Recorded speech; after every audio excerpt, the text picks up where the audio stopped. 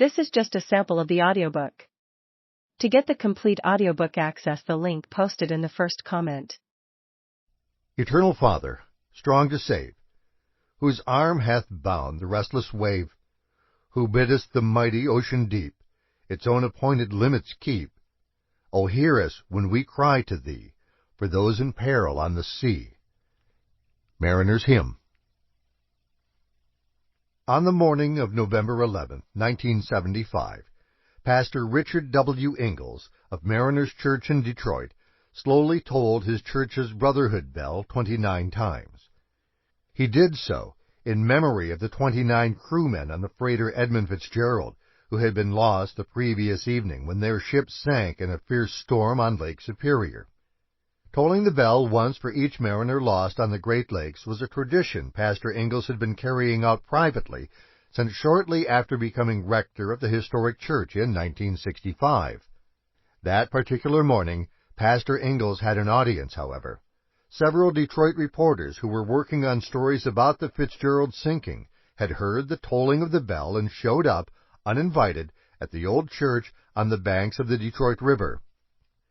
Ingalls explained to them that he had begun the practice of tolling the bell for lost mariners because his church had a unique mission to minister to and care for merchant seamen that dated back to the consecration of the Gothic structure in 1849.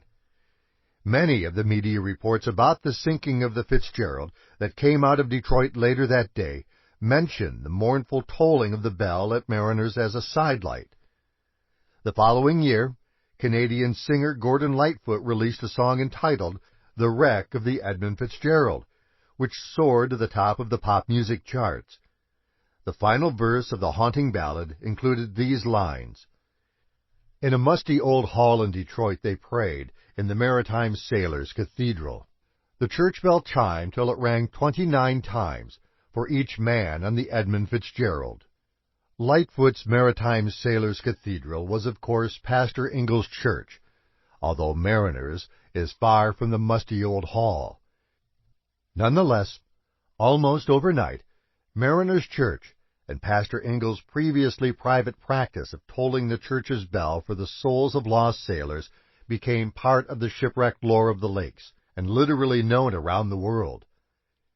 Many of the people who have heard the song over the years are not aware, however, that the Maritime Sailors' Cathedral actually exists, or that its pastor did, in fact, toll the bell for the crew of the Fitzgerald that morning in 1975. Even within the Great Lakes shipping community, there are many who think the poignant events mentioned in Lightfoot's ballad never really happened. On the other hand, some believe the bell at Mariners has always been tolled for lost seamen. Actually, Mariners Church didn't have a bell to toll until the bell tower was added to the church in 1957, more than 100 years after the church was constructed. If the practice of ringing the bell once for each seaman lost on the lakes had dated back to the construction of the church in 1849, the slow tolling of the bell would have been a familiar sound to residents of Detroit. They would have heard it thousands of times over the years, because the dog-eared pages in the history of Great Lakes shipping are filled with the names of thousands of dead sailors and lost ships. The first entry in the roll of shipwrecks on the Great Lakes was made in 1679, before the first settlers had even found their way to what would eventually become Detroit. On August 7th, 1679, the Griffon sailed out of the headwaters of the Niagara River, the first ship to operate above the majestic falls that separate Lake Ontario from Lake Erie and the Upper Lakes. The small vessel, only about 60 feet long, had been built along the banks of the Niagara for Robert Cavelier, Sieur de la Salle, a French aristocrat and explorer who had been commissioned by his monarch to search for a passage through North America to China. His aide, Henry de Tonty, the Franciscan friar Louis Hennepin, and 31 crew members of varying nationalities accompanied La Salle on the maiden voyage of the Griffon. The ship's pilot was Lucas, a Dane, who reportedly stood 7 feet tall.